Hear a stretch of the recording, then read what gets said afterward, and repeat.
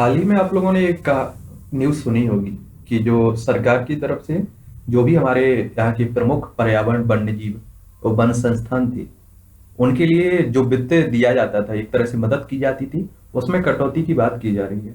और याद रखिए, संस्थान आपके कई बार क्या रहता है, प्रीलिम्स में डायरेक्ट क्वेश्चंस बन जाता है। स्टेट पीसीएस हो फिर चाहे आपका सिविल सर्विस हो, दोनों एग्जाम, कई एग्जाम हो, छोटे बड़े जो भी एग्जाम है आपके वनडे एग्जाम, उनमें भी पूछ लेता है। ठीक है।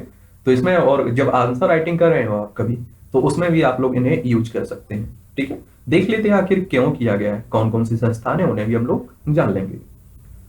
तो हाल ही में आपने देखा है कि केंद्र सरकार ने निर्णय लिया है कि भारतीय वन्यजीव संस्थान सहित 5 प्रमुख पर्यावरण वन्यजीव वन संसाधनों के वित्त पोषण में कटौती की जाएगी और उन्हें अधिक स्वायत्तता प्रदान की जाएगी। एक तो सबसे पहले आपके दिमाग में आता होगा कि इनकी जरूरत क्या है। तो याद रखिए, जितना आपका हक है इस धरती पर, जितना मानव यहाँ जो भी संसाधन है, जितना आपका एक तरह से आप अपना हक जताते हैं, उतना ही हर जीव का है, कोई भी जीव हो। ये अलग बात है कि सबसे ज्यादा जो भी हमारे प्राकृतिक संसाधन है या पर्यावरण है, उसे हम लोगों से खतरा है, ना कि इनसे। आप सोचिए कि ये तो अपनी व्यवस्था करते हैं, काफी काफी हद तक ठीक स्थिति में रह रहे हैं, लेकिन हमारा जो लालच है ये कभी पूरा होता ही नहीं है।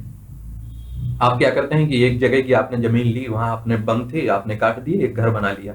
उसके बाद आपकी लालच बड़ी, दूसरी जगह आपने गए, वहां भी वन आपने नष्ट किए, लगाया एक भी नहीं, और काटने आप चले जाओ।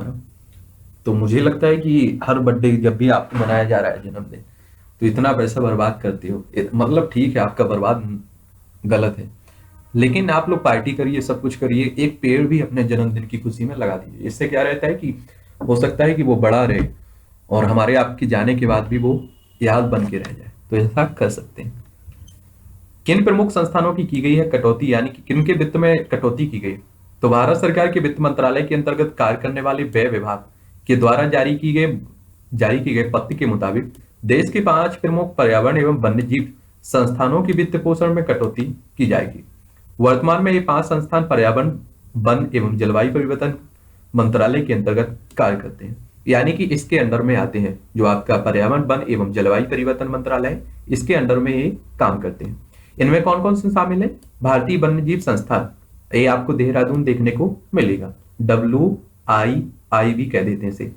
भारतीय वन प्रबंधन संस्थान, ये आपका भोपाल में देखने को मिलेगा, IIFM। भारतीय प्लाईवुड उद्योग अनुसंधान और प्रशिक्षण संस्थान, ये आपको बेंगलोर में देखने को मिलेगा। CPR पर्यावरण शिक्षा केंद्र, ये आपको चेन्नई में देखने को मिलेगा। पर्यावरण शिक्षा केंद्र, ये आपको अहमदाबाद में देखने को मिलेगा। इन संस्थानों में सबसे प्रमुख संस्थान भारतीय वन्यजीव संस्थान देहरादून है, यानी कि WII है। WII ने अपने उल्लेखनीय कार्यों के बदौलत अंतर्राष्ट्रीय स्तर पर एक अलग अलग मुकाम हासिल किया है और भारत सरकार को शोध कार्यों के रूप में भरपूर सहयोग भी दिया है। किसने? भारतीय वन्य जीव संस्थान ने। क्यों उठाया गया है आखिर ये कदम? ये मदद रोकी जा रही है, तो क्यों रोकी जा रही है? सरकार क्या कह रही है इस पर? इस प्रकार के निर्णय से उपयुक्त संस्थान आत्मनिर्भर बनेंगे।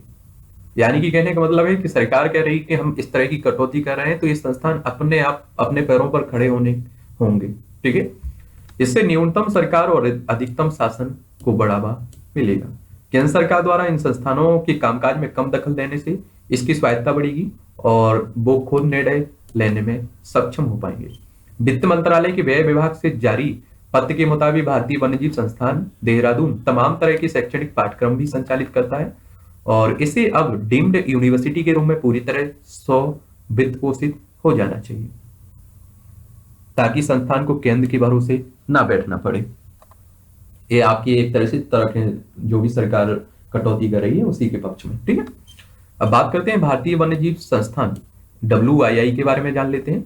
भारतीय वन्यजीव संस्थान की स्थापना 1982 में की गई थी। यह भारत सरकार के पर्यावरण, वन एवं जलवायु परिवर्तन मंत्रालय के अंतर्गत कार्य करती है।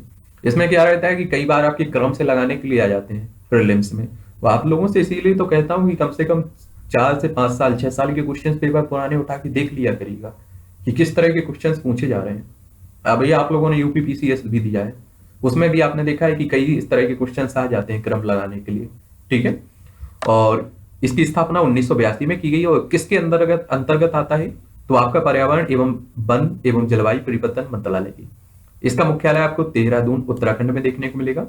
इसे वन्यजीव संरक्षण के क्षेत्र के प्रशिक्षण और अनुसंधानिक संस्थान के रूप में मान्यता दी गई है। भारतीय वन्यजीव संस्थान भारत में वन्यजीव और जैव विविधता संरक्षण के क्षेत्र में अनुसंधान करने वाला शीर्ष संस्थान है। फिर बात करते हैं भारतीय वन प्रबंधन संस्थान IIFM।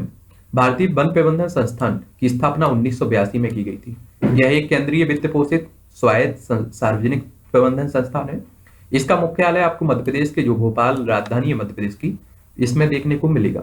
भारतीय वन प्रबंधन संस्थान का उद्देश्य वन, पर्यावरण व प्राकृतिक संसाधन प्रबंधन संबंधी क्षेत्र में प्रबंधीय किए मानव संसाधन की बढ़ती आवश्यकता की पूर्ति करना है। इसका मुख्यालय कहाँ? भोपाल में, MP मध्य प्रदेश।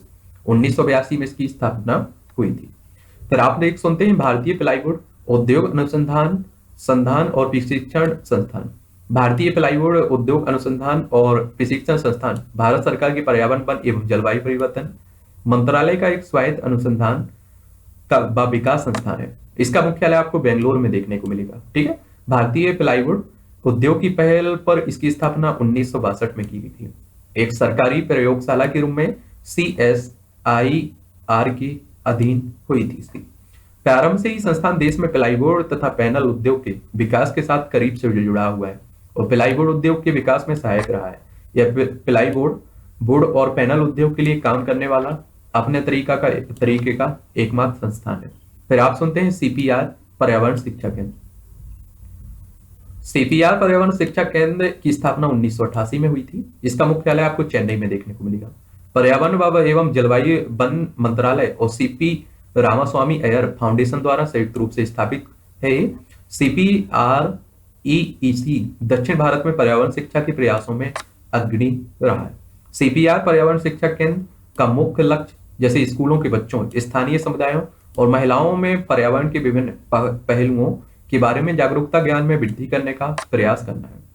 केंद्र पर्यावरण शिक्षा के क्षेत्र में शिक्षकों और कर्मियों की क्षमता को मजबूत बनाने की दिशा में भी काम करता है और प्रकृति के संरक्षण और उसके संसाधनों को बढ़ावा देता है। फिर आप सुनते हैं एक पर्यावरण शिक्षा केंद्र जिसे आप लोग CEE कहते हैं। पर्यावरण शिक्षा केंद्र CEE की स्थापना अहमदाबाद में 1989 में की गई थी। पर्यावरण शिक्षा केंद्र CEE में पर्यावरण पर आधारित कार्यक्रमों की विस्तृत श्रृंखला के साथ कई प्रकार की विस्तृत शैक्षिक सामग्री का भी निर्माण किया जाता है। देखिए प्रीलिम्स में क्वेश्चन इस तरह से आपका पूछ लेगा कि हाल ही में पर्यावरण शिक्षा केंद्र आपका चर्चा में था, किस कारण चर्चा में था, इसकी स्थापना कब हुई, इसका मुख्यालय कहाँ है। तो इस तरह के क्वेश्चन, इसका उद्देश्य क्या रहता है, इसका लक्ष्य क्या रहता है, तो इन सब के बारे में आप लोगों को थोड़ी जानकारी याद रखना चाहिए। और ये हमेशा याद रखिए, एक न्यूज़पेपर फॉलो करिए सभी न्यूज के लिए। कोई भी आप जनसत्ता, दैनिक जागरण, जो भी आपको अच्छा लगे कोई पढ़ सकते हैं। ठीक। और आप हिंदी मीडियम से हैं तो इंग्लिश पेपर द हिंदू पढ़ना और जो भी इंडियन एक्सप्रेस हो गए, इसे पढ़ना आपके लिए संभव नहीं है। आप खुद जानते हैं कि आपकी स्थिति कहाँ है, तो इसमें टाइम बेकार मत करिएगा। इसका आप देखते हैं दृष्टि, ध्येय से कई संस्करण, हिंदी संस्करण भी जारी करते हैं, मतलब उन्हीं की न्यूज क्या करते हैं हिंदी में भी उपलब्ध कराते हैं, तो उनकी साइट पर भी जाकर देखते रहा करिए। ठीक है। और इंग्लिश न्यूज़पेपर आपके लिए पढ़ना संभव नहीं है। आप अगर अच्छे से पढ़ते हैं तो 7 से 8 घंटा पढ़ने ही में गुजार देंगे आप। ठीक है। तो इसलिए आप बड़े अच्छे से देखिए। कई आप देखते हैं कई क्लासें भी आती हैं इस पर हिंदी संस्करण की, तो उसे भी आप लोग देख सकते हैं।